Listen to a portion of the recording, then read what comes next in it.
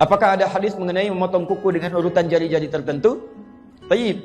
Membaca Al-Kahf pada hari Jumat ada? Ada. Bahkan sunnahnya pada hari Jumat banyak. Ada sunnah membersihkan diri. Untuk laki-laki misalnya tipiskan kumis, cukur kumis, rapikan jenggotnya, kemudian mandi. Ya seperti halnya mandi janabah. Setelah itu dia potong kukunya, terus memperbanyak baca surah Al-Kahf, memperbanyak salawat pada Nabi sallallahu alaihi wasallam. Sunnah Jumat. Dan di antara sunnah itu berlaku untuk perempuan juga. Sama muslimin wal muslimat, innal muslimina wal muslimat. Berlaku perempuan, berlaku untuk laki-laki. Ada yang sama, apa di antaranya? Potong kuku, bagian dari yang sama. Baca Al-Kahf, bagian dari yang sama. Jelas ya? Ya, apa sunnahnya? Mulai dengan yang kanan. Jadi mulai dengan yang kanan, potong yang kanan. Setelah yang kanan selesai, pindah ke kirinya. Ya, dari tangan kemudian pindah ke kaki. Ya, kepala, pundak, lutut, kaki. Yang dimaksud membaca surat Al-Kahf, membaca itu punya dua makna di bahasa Arab. Satu sekedar baca, kedua dipahami. Tapi kalau ada redaksi hadis meminta membaca, itu umumnya memahami. Pahami. Kalau sekedar baca saja, berarti untuk menunjuk pahalanya saja. Tapi dorongan untuk membaca sebetulnya tujuannya memahami. Ibu kan baca sesuatu supaya bisa paham isinya kan? Silakan ibu cek, ibu belajar sesuatu, kalau nggak paham, ibu nggak akan baca. Ya ibu itu membaca supaya paham isinya. Memang cuma Quran yang unik, Quran itu unik. Kebanyakan yang baca itu umumnya tidak paham yang dibaca. Tapi jangan salah orientasi, baca itu untuk paham. Kalau ibu sekedar baca, pahalanya banyak. Satu hurufnya itu 10 kebaikan.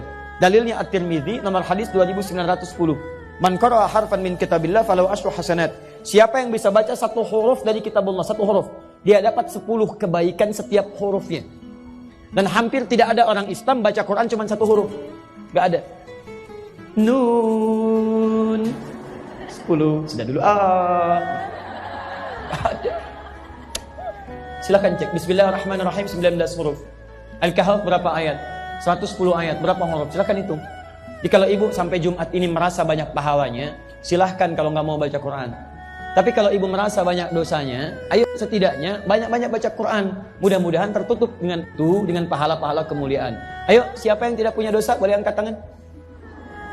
Boleh silakan. Yang sedikit, yang banyak, lah saking banyaknya nggak bisa ngangkat kan?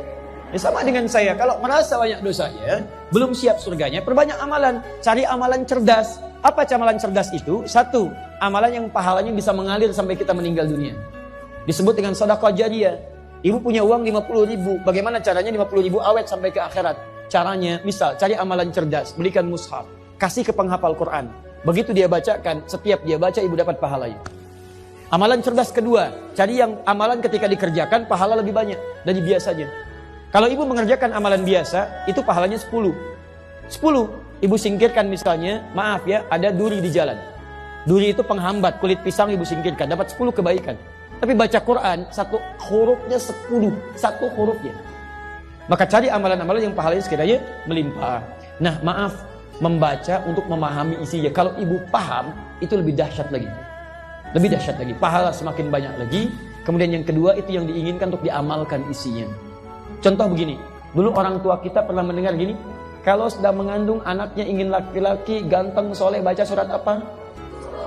Kalau ingin cantik, soleha, baca surat apa? Silakan baca, sampai kiamat kurang 2 hari, gak akan kejadian. Karena yang dimaksud baca di situ, maksudnya gini, kalau ibu misalnya menginginkan anaknya terlahir laki-laki, soleh baik, terserah Allah mau lahir laki-laki atau perempuan. Ibu baca surat Yusuf, baca itu pahami isinya. Karena di surat itu ada kisah lengkap bagaimana orang tua mendidik anaknya sampai dewasa. Karirnya bagus, dengan teman-temannya bagus. Nah, saat anaknya lahir, begitu keluar lahir laki-laki misalnya, praktekkan makna ayat tadi. Praktekkan suratnya dalam pendidikan. Bukan cuma dibaca, keluar anak tidak dididik.